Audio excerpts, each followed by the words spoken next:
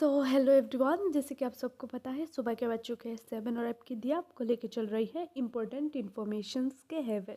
बच्चों, आज मैं आप सबके साथ लेके आ चुकी हूँ आश्रम यूनिवर्सिटी की फर्स्ट सेमेस्टर की जिन भी स्टूडेंट का आईडीसी हिस्ट्री है उनकी आईडीसी हिस्ट्री की यूनिट 2 की मैं आज complete question with answer provide करूँगी, नोट्स प्रोवाइड करूँगी कंप्लीट उनकी यूनिट 2 की। जैसे कि आप सबको पता है आपकी यूनिट 2 जो है वो रिगार्डिंग आपकी एंशिएंट इंडिया की है, concept of environment, religion and society उस टाइम की, एंशिएंट टाइम की, एनिमल डोमेस्टिकेशन क्या क्या हो रहा था, फॉरेस्ट एंड वाइल्ड लाइफ किस टाइप का था, and expansion of agriculture, agriculture कैसे एक्सपेंड हुआ उस टाइम में। ऐसी कुछ चीज़ों के बारे में हम यहाँ पर जो है डिस्कस करेंगे अपनी इस वीडियो पर। आपके सारे कॉन्सेप्ट क्लियर करने की कोशिश करूँगी मैं यहाँ पर। जो हिस्ट्री जो सब्जेक्ट आपको इतना बोर करता है मैं उसको मज़ेदार बना दूँगी, आपको उस टाइप के आपको कॉन्सेप्ट क्लियर करूँगी, करने की कोशिश करूँगी ना। आई होप आपको समझ में आएगा एक एक टॉपिक्स इस यूनिट से, मैं ये उम्मीद करती हूँ।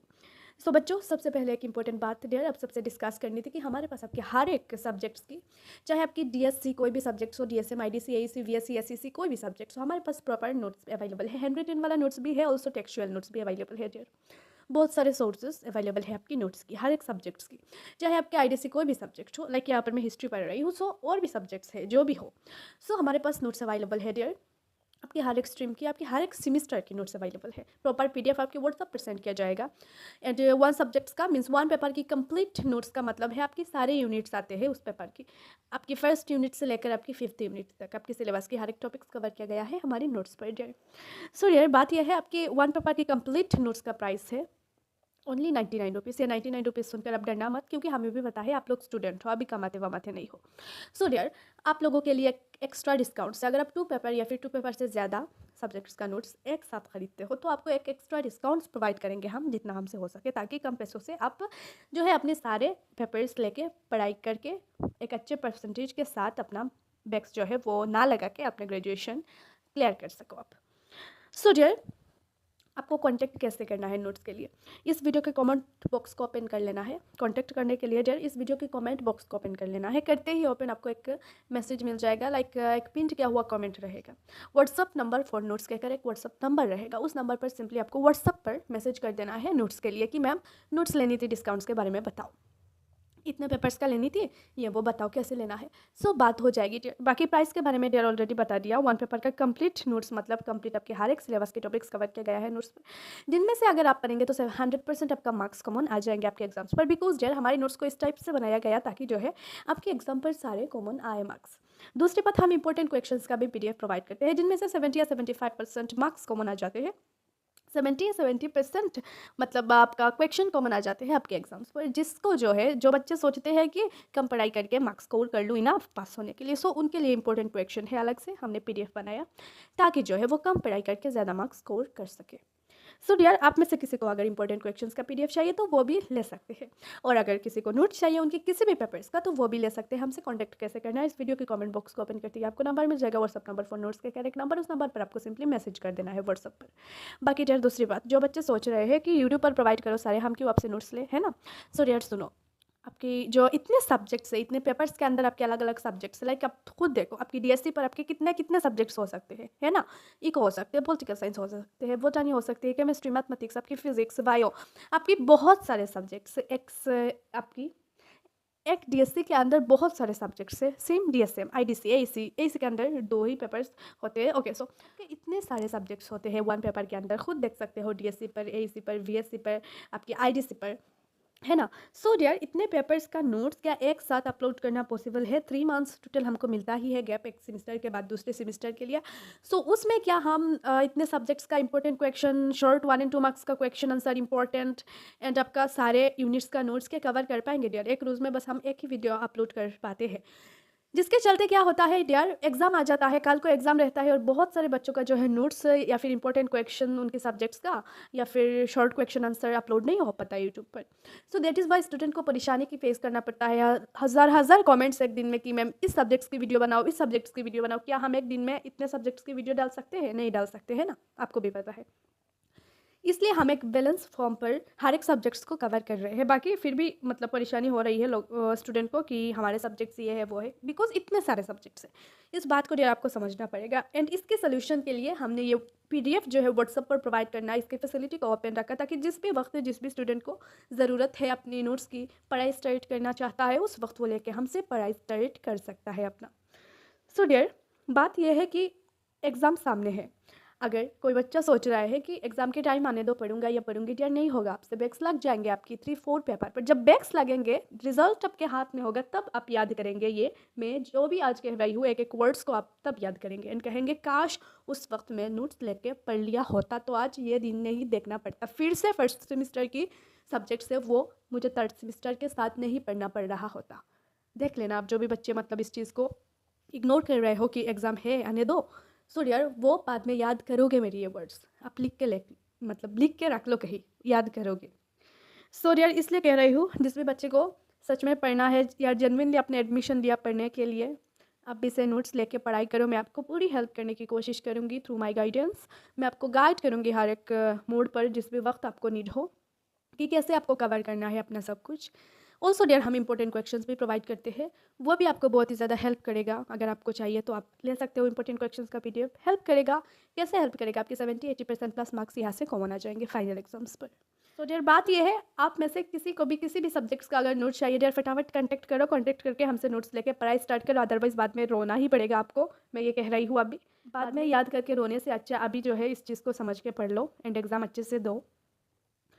आपको नोट्स के लिए कांटेक्ट कैसे करना है, इस वीडियो के कमेंट बॉक्स को ओपन कर लेना है। कमेंट बॉक्स को ओपन करते ही एक नंबर मिल जाएगा, व्हाट्सअप नंबर फॉर नोट्स कहकर एक नंबर पिन किया हुआ कमेंट रहेगा। उस नंबर को आपको सिंपली उस नंबर पर आपको मैसेज कर देना है कि मैम नोट्स चाहिए। सो बच्चों, दूसरी बात, जो बच्चे सोच रहे हैं कि बस आलतू फालतू में मैसेज कर लूँ ये वो, डियर आलतू फालतू में कोई भी मैसेज मत करना। जो बच्चे सीरियस है, सच में अभी से पढ़ाई स्टार्ट करना चाहते हो, वही बच्चे मैसेज करना, क्योंकि डियर हम आपको ब्लॉक कर देंगे जो बच्चे मतलब टाइम वेस्ट के लिए मैसेज करते हो। बाद में किसी भी सेमेस्टर का नोट्स हमसे नहीं मिल पाएगा आपको और लॉस आपका ही होगा इसमें। बाकी डियर जो बच्चे सीरियस हो, अभी से पढ़ाई स्टार्ट करना चाहते हो, वही बच्चे मैसेज करना है नोट्स के लिए जो चाहते हैं सच में। ऑलरेडी प्राइस के बारे में भी बता दिया, डिस्काउंट्स के बारे में भी बता दिया, सो आपको पता ही होगा, है ना। सो डियर यहाँ पर देखो आपकी unit 2 ancient India, concept of environment, religion and society, animal domestication and forest and wildlife, आपकी next expansion of agriculture. The first question from your IDC history unit 2 first semester, probable objective questions with answers. The first question is, what was the concept of environment in ancient India? The ancient Indians had a great respect for environment. Yes, they are जो ancient Indians के लोग हैं ये हमारी तरह नहीं थे। हम जो environment की धज्जियां उड़ाने में लगे हुए हैं, इसकी प्रोटेक्शन के लिए सोचते ही नहीं, बस अपनी टेक्नोलॉजी, अपनी डेवलपमेंट, खुद की लाइफ को ईजी बनाने के लिए कितने हद तक गिर चुके हैं वो हमको भी नहीं पता, है ना। रियलाइजेशन ही नहीं होती हमें। बट जो एंशिएंट टाइम के जो लोग हैं वो हालांकि कुछ कष्ट कर लेते थे, बट एनवायरनमेंट को पूरी प्रोटेक्ट करते थे। दूसरी बात, वो एनवायरनमेंट की पूजा करते थे, प्रार्थना करते थे नेचर की, ठीक है, इसलिए बहुत ही ज़्यादा रिस्पेक्ट था उनकी आंखों पे ये एनवायरनमेंट के लिए। Next, name 2 religious text which provide environmental consciousness in ancient India, Vedas and Upanishads. Next question, who suggested penalties for damaging forest? Kautilya, जिनको चाणक्य भी कहा जाता है, उन्होंने क्या किया, उन्होंने पेनल्टी सजेस्ट किया जो भी फॉरेस्ट को डैमेज करेगा। Which ancient Indian text emphasizes the importance of protecting forests and the wildlife? अर्थशास्त्र। सो अर्थशास्त्र पर लिखा गया कि प्रोटेक्शन कितना ज़रूरी है एनवायरनमेंट की। Next question, name one ancient Indian emperor who known for his environmental protection major. Ashoka जो थे वो एक ऐसे एम्परर थे जो एनवायरमेंटल प्रोटेक्शन को लेकर बहुत ही ज़्यादा सीरियस थे। नेक्स्ट है, name one ancient Indian philosopher who emphasized the importance of living in harmony with nature, Kautilya. What is the domestication of animals? Domestication is the process of adapting wild animals for human use. हाँ, domestication means animal को use करना, पालना, हाँ, human use के लिए, like उनसे milk मिल जाता है, बहुत सारी चीज़ें मिल जाता है खाने के लिए। So name 2 animals which were domesticated in ancient India, sheep and dog. Sheep and dog को पाला जाता था ancient time में। In which age domestication of animals started? Mesolithic age पर domestication of animal जो है वो start हुआ था। From where the earliest evidence of animal domestication in India has come from? Mehergarh. So which animal was largely used by Indus Valley people? Bull. Bull का उनका शील भी बना। Next है आपका, which animal was unknown to the Indus Valley people? Horse. Horse जो है वो Indus Valley people use नहीं करते थे, पता भी नहीं था उनको कुछ horses के बारे में। Mention 2 reasons of domestication of animals in ancient India. 2 reason जो है बताना है जो हमें ये बता सके कि एनिमल्स डोमेस्टिकेशन ऑफ एनिमल्स क्यों करते थे एंशिएंट टाइम के लोग। Domestication of animals greatly contributed to the development of agriculture. हाँ, जो एनिमल्स है वो उनका एक बड़ा कंट्रीब्यूशन रहता है एग्रीकल्चर पर। Domesticated animals were used for their milk and meat, उनकी मिल्क एंड मीट के लिए उनको यूज़ किया जाता था, डोमेस्टिकेट किया जाता था। Next question, which river was considered sacred in ancient India and often cited in environmental issues? The Ganges. What were different types of forests in ancient India? Mahavan, Shrivan, and Tapovan. Right to sacred trees of the ancient India, Neem and Tulsi. Right to sacred animals of ancient India, elephant, god of Ganesha, and monkey, god of Hanuman. ठीक है dear, वो आप देख लेना सारे question यहाँ पर short. So where the earliest evidence of the agriculture found in Indian subcontinent? Mehergarh, located in Pakistan. Mehrgarh पर क्या है ना एग्रीकल्चर की ट्रेसेस मिला। सो डियर इनको देख लेना आप, बस 1 and 2 मार्क्स का आपका कुछ क्वेश्चन विद आंसर है, नीचे ही आपकी ब्रॉड क्वेश्चन विद आंसर है। So first question is discuss the concept of environment in the ancient Indian religion. What are the different ways in which ancient Indian religions and societies viewed the environment? So the answer is India has an ancient tradition of protecting the environment. Yes, India से सदियों से चला आ रहा है कि environment को लोग protect करते हैं, पूजा भी करते हैं। Most ancient texts teach us that it is the dharma of each individual in any society to protect nature. बहुत सारे एंशियंट टेक्स्ट्स पर ये लिखा हुआ है, ये हमारी कर्तव्य है, हमारी धर्म है कि हमको जो है नेचर को प्रोटेक्ट करना चाहिए। जो जिस भी नेचर के सराउंडिंग्स पर हम रह रहे हैं उसको प्रोटेक्ट करना चाहिए, ज़रूरी है। Therefore the people have always worshipped the objects of nature. इसलिए जो है लोग हर वक्त ऑब्जेक्ट्स ऑफ नेचर को पूछते थे, ट्रीज को पूछते थे, वाटर को पूछते थे। Land and animals have an important mention in ancient Indian texts. In Hinduism, the Vedas, Upanishads, and the scriptures have given great importance to environmental protection and ecological balance. In Rig Veda, it has been mentioned that there are 5 elements which give basis to the life. These elements are earth, water, fire, space, and air. The Rig Veda makes a clear reference to the presence of the protective layer, which we know now to be the ozone layer that filters the harmful rays of the sun and protects the earth. In Yajur so it has been mentioned that the yajna be performed by offering butter and firewood into the sacrificial fire so that it mixes in the atmosphere and makes the environment free and impurities. So in the Atharva Veda, there is a clear concept of give and take, which means that one can take from the earth and atmosphere only so much as one would give back to them. Atharva Veda पर लिखा हुआ है कुछ आप लेते हो तो देना ज़रूरी है। जब आप ले रहे हो एनवायरनमेंट से इतना कुछ, तब आप क्या करो, उसको प्रोटेक्ट करो। सो यहाँ से आप देख लेना डियर, हर एक रिलीजन पर एंशिएंट इंडिया की ये चीज़ें मतलब ये चीज़ें बताया गया कि एनवायरनमेंट को प्रोटेक्ट करना क्या ज़रूरी है। बुद्धिज़्म, हिंदुइज्म, हर एक रिलीजन पर यहाँ पर लिखा हुआ है Buddhism which came after the Vedic period laid great stress on non violence and living and love for all living creatures including trees, plants and flora and fauna. ठीक है, वही चीज़ बताया गया कि आप एट लास्ट वही चीज़ आप अहिंसा पर बिलीव करो एंड एक एक चीज़ों को प्रोटेक्ट करो एंड उसकी रिस्पेक्ट करो। एक एक जो भी जान है यहाँ पर, एनिमल्स है, बर्ड्स है, सबको आप रिस्पेक्ट करो। आप यूँ मार नहीं सकते किसी को, आप सबको रिस्पेक्ट करो, प्रोटेक्ट करो। सो इसका ओवरऑल मीनिंग यही है कि एनवायरनमेंट को प्रोटेक्ट करना।